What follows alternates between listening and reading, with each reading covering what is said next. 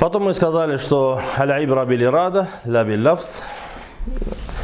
Внутреннее состояние человека учитывается при явных каких-то действиях, но мы должны понимать, что он подразумевал. И привели пример, например, я сказал, в Аллах сейчас не буду, или не буду не кушать, в Аллахе не буду кушать это все. Это не означает, или в Аллахе не буду я кушать мясо.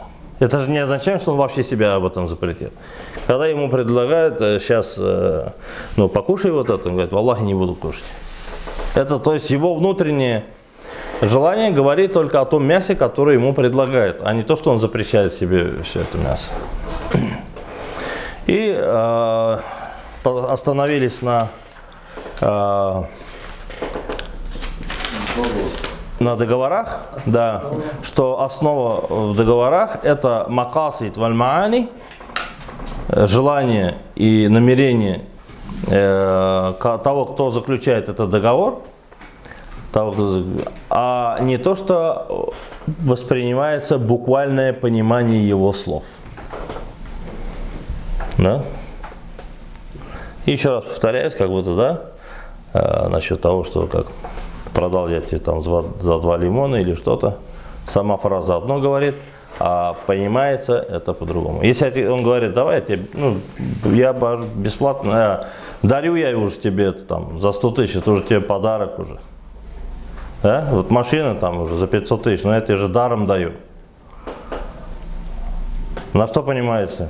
Если вот эту его фразу поймать и сказать, и обратиться там в прокуратуру там, или в суд, что он мне даром сказал за 500 рублей, это не означает, что это у него даром. Даром, то есть подразумевается его смысл, то, что в народе принято сказать, я и так уж тебе чуть ли бесплатно даю уже, или там по себестоимости, или ущерб в себя уже. Да, даром, то есть уже я тебе уже, да. Или шаром даром, вот эти магазины есть же там, да? Шаром даром взять это и докопаться до их слов, например, и сказать. Колеса даром же. Колеса даром, например, да? Да, колеса даром. Вот взять и тоже сказать, да, вот даром. Колеса даром. Ребят, дарите давай. А это идея. Так что этот, можно, а?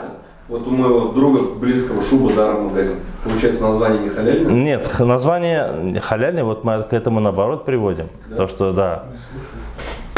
Лиль макасиди валь маани.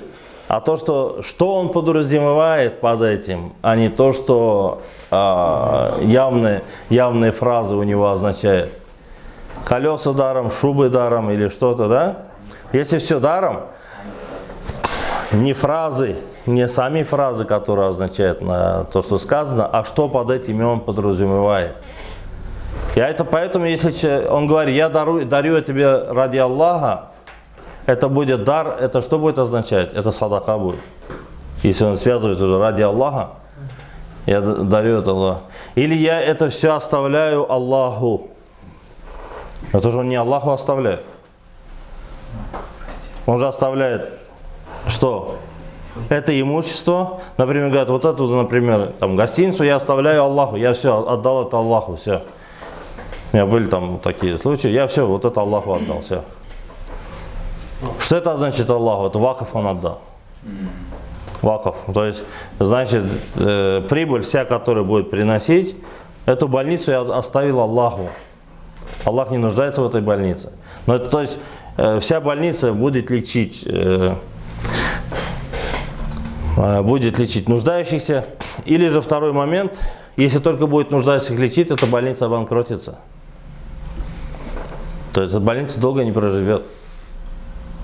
Здесь подразумевается то, что вакаф эта больница также на коммерческих условиях будет работать и жить, но прибыль, которую будет приносить эта больница, она будет выделяться нуждающимся.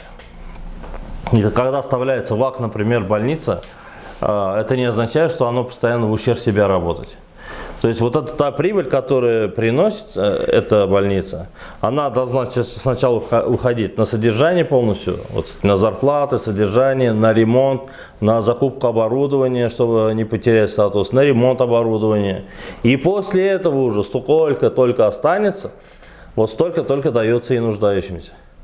То есть это вакфное имущество, оно должно уметь беречь себя. Уметь беречь себя. Вот. То есть сохранять свою особенность. Можно вопрос по поводу Ага. Ага. Садака, это же вы говорили, что ощущение, правильно? Да. А если детям садака дают, то есть это им не во вред получается? То, что... Детям садака дается. Вот здесь, когда говорится садака, это подарок.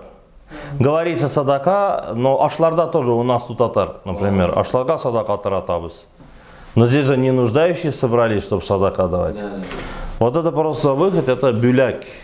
Или там бирна, бюляк, как смотря где. Без бюляк таратабыз. Мы же не нуждающие собрались там вот это, садака раздавать.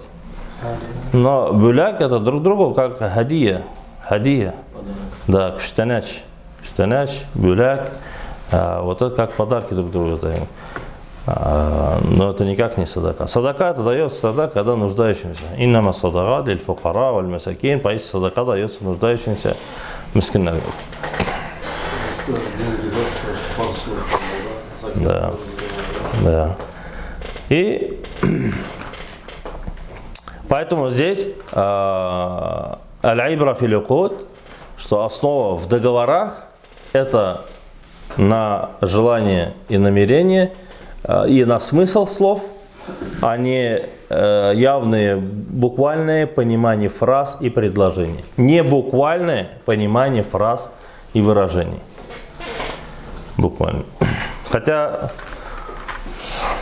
у нас тоже, наверное, да, в законах Российской Федерации должны вот эти моменты нам предусмотрены, да?